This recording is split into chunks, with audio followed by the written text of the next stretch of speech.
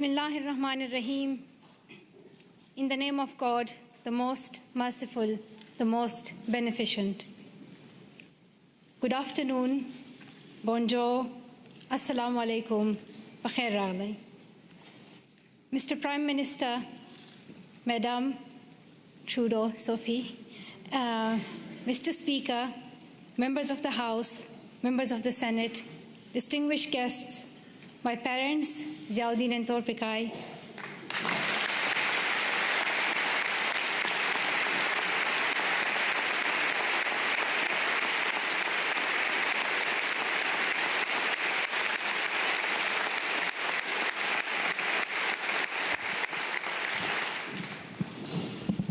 and finally, the people of Canada, thank you so much for the warm welcome to your country.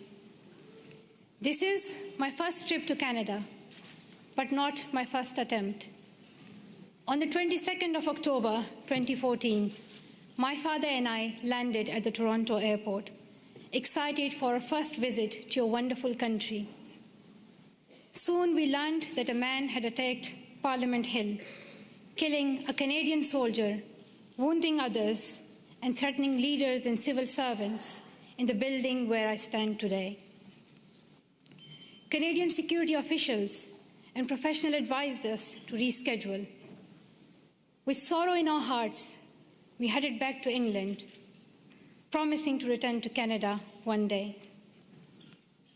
The man who attacked Parliament Hill called himself a Muslim, but he did not share my faith.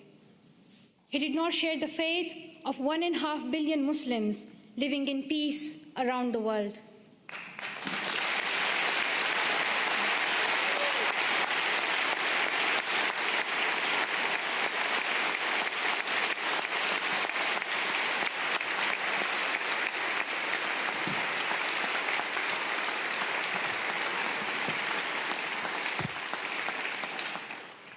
Sorry, the podium became too high, so I'm short-sighted, I couldn't read some of the words. So now I can read my speech. Back to my point that the man who attacked Parliament Hill called himself a Muslim, but he did not share my faith. He did not share the faith of 1.5 billion Muslims living in peace around the world. He did not share our Islam, a religion of learning, compassion, and mercy. I am a Muslim, and I believe that if you pick up a gun in the name of Islam and kill an innocent person, you are not Muslim anymore. You and the person who attacked Parliament Hill and all these terrorists do not share my faith. Instead,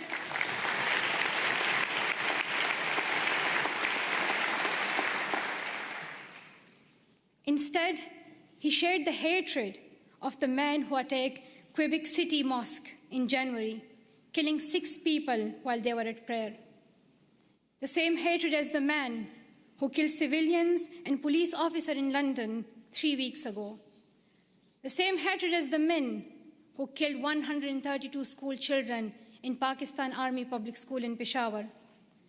The same hatred as the man who shot me and my 2 school friends. These men have tried to divide us and destroy our democracies, our freedom of religion, our right to go to school.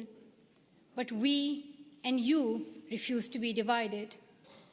Canadians, wherever you are born, however you worship, stand together.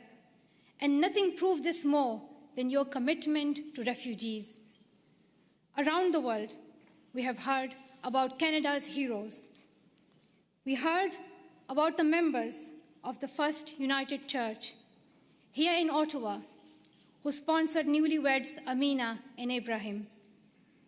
A few months later, the family had their first child, a little girl named Maria. The church decided to raise more money to bring Abraham's brother and family to Canada so Maria could grow up with her cousins. We heard about Jorge Salazar in Vancouver, who came to Canada as a child refugee, fleeing violence in Colombia. As a young adult, he's working with today's children, immigrants, and refugees, helping them adopt with the new culture and country. And I'm very proud to announce that Farah Muhammad, a refugee who fled Uganda and came to Canada as a child, is Malala Fund's new CEO, a Canadian who will now lead the fight for girls' education around the world.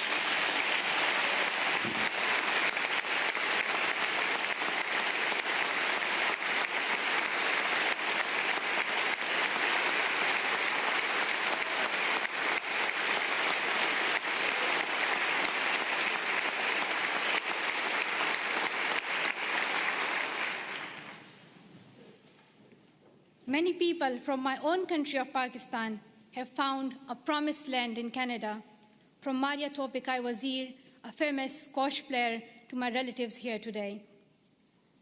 Like the refugees in Canada and all around the world, I have seen fear and experienced times when I did not know if I was safe or not. I remember how my mom used to put a ladder at the back of our house so that if anything happened, we could escape. I still remember that I would read a Quranic verse, Ayatul Kursi, every night to protect our family and as many people as I could.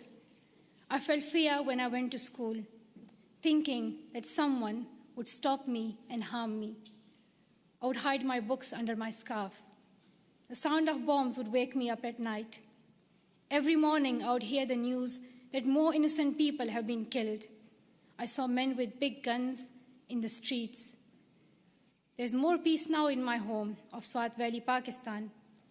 But families like mine, from Palestine to Venezuela, Somalia to Myanmar, Iraq to Congo, are forced to flee their homes because of violence.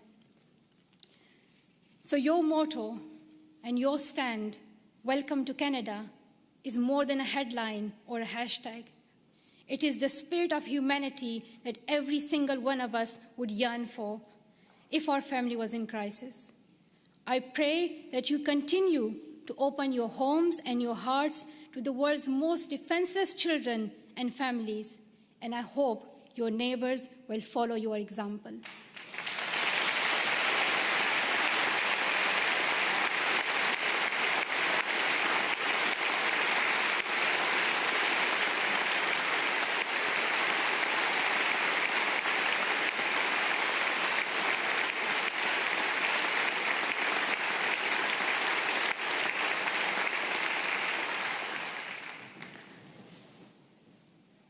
I'm humbled to accept honorary citizenship of your country. While I will always be a proud Pashtun and a proud citizen of Pakistan, I'm grateful to be an honorary member of your nation of heroes, though I still require a visa. But that's another discussion.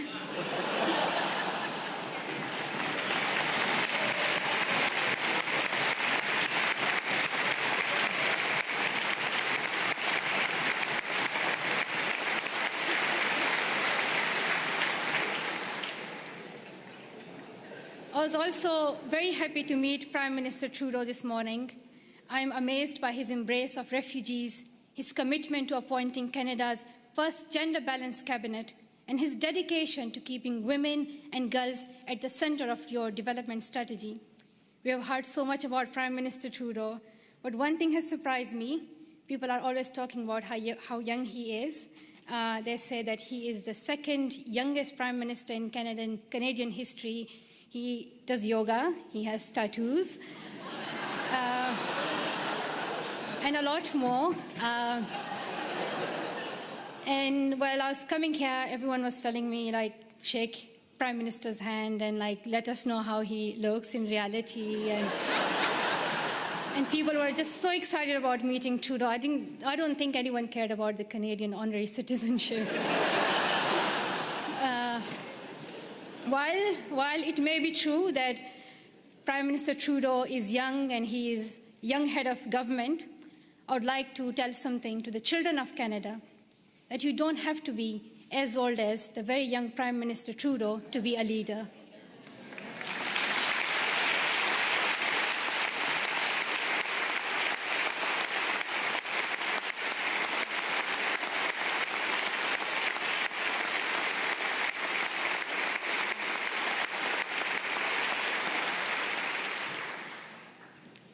I'm like on still page 7, so there are like a lot left. So if you do the standing ovation again and again, you'll get tired.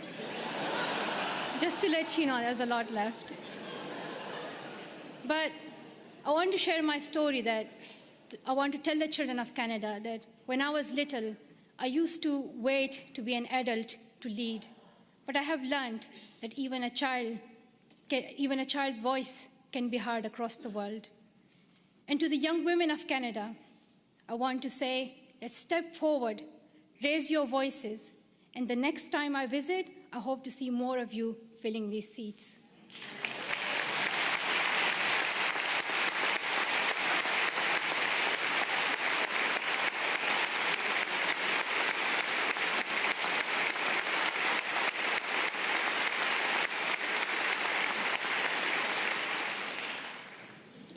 And to the men of Canada, be proud feminists and help women get equal opportunities as men. And to the leaders of Canada today in this room, though you may have different politics and policies and priorities, I know each one of you is trying to respond to some of our world's most pressing problems. I have traveled the world and met many people in many countries. I have first-hand experience and I've seen many problems that we are facing today: war, economic instability, climate change, and health crisis. And I can tell you that the answer is girls. Secondary education can transform communities, countries, and our world. And here's what the statistics say. I'm saying it for those who still don't accept education as important. There are some, but I hope they will hear that if all girls went to school for 12 years, low and middle income countries could add $92 billion per year to their economies. Educated girls are less likely to marry young and contract HIV, and more likely to have healthy and educated children. The Brookings Institution called secondary education for girls as the most cost-effective and best investment against climate change. When a country gives all its children secondary education, they cut their risk of war in half. Education is vital for the security of the world because extremism grows alongside inequality. In places where people feel they have no opportunity, no voice, no hope. When women are educated, there are more jobs for everyone. When mothers can keep their children alive and send them to school, there is hope. But around the world, 130 million girls are out of school today. They may not have read the studies, and they may not know the statistics, but they understand that education is the only path to a brighter future, and they are fighting to go to school. Last summer, on a trip to Kenya, I was introduced to the bravest girl I have ever met. At age 13, Rahma's family fled Somalia and came to Dadaab, the world's largest refugee camp. She had never been inside a classroom, but she worked hard to catch up, and in a few years, graduated primary school. At 18, Rahma was in secondary school when her parents decided to move back to Somalia. They promised she could continue her education.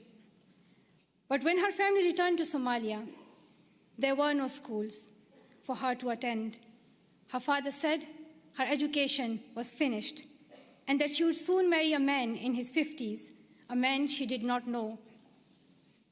Rahma remembered a friend from the refugee camp who had won a scholarship in a university in Canada. She borrowed a neighbor's internet and contacted him through Facebook. Over the internet, the university student in Canada sent her $70. At night, Rahma snuck out of her house, bought a bus ticket, and set out on an 8-day-long trip back to the refugee camp, the only place she knew she could go to school. Through the Sustainable Development Goals, our nations promised every girl she would go to school for 12 years. We promised that donor countries and developing countries would work together to make this dream a reality for the poorest girls in the world. I know that politicians cannot keep every promise they make, but this is the one you must honor. World leaders can no longer expect girls like Rahma to fight this battle alone. We can gain peace, grow economies, improve our public health and the air we breathe, or we can lose another generation of girls. I stand with girls as someone who knows what it is like to flee your home and wonder if you will ever be able to go back to school. I stand with girls as someone who knows how it feels to have the right of education taken away and your dreams threatened. I know where I stand. If you stand with me, I ask you to seize every opportunity for girls' education over the next year. Dear Canada, I'm asking you to lead once again. First, make girls' education a central theme of your G7 presidency next year. Second, use your influence to fill the global education funding gap. You raised billions of dollars and saved lives when you hosted the Global Fund's replenishment in Montreal last year. Show the same leadership for education. Host the upcoming replenishment of Global Partnership for Education. Bring world leaders together and raise new funding for girls to go to school. If Canada leads, I know the world will follow. Finally, prioritize 12 years of education and schooling for refugees. Today, only a quarter of refugee children can get secondary education. We should not ask children who flee their homes to also give up their dreams. And we must recognize that young refugees are future leaders on whom we all depend for peace. The world needs leadership. The world needs leadership based on serving humanity, not based on how many weapons you have. Canada can take that lead. Our world has many problems, but we don't need to look far for the solution. We already have one. She is living in a refugee camp in Jordan. She is walking 5 kilometers to school in Guatemala. She is sewing footballs to pay enrollment fees in India. She is every one of the girls out of school around the world today. We know what to do, but we must look inside ourselves for the will to keep our promises. Dear sisters and brothers, we have a responsibility to improve the world. When future generations read about us in their books or on their iPads or whatever the next innovation will be, I don't want them to be shocked that 130 million girls could not go to school and we did nothing. I don't want them to be shocked that we did not stand up for child refugees as millions of families fled their homes. I don't want us to be known for failing them. Let the future generations say, we were the ones who stood up. Let them say, we were the first ones. We were the first to live in a world where all girls could learn and lead without fear. Let us be the ones who bring that change we want to see. Thank you so much for listening.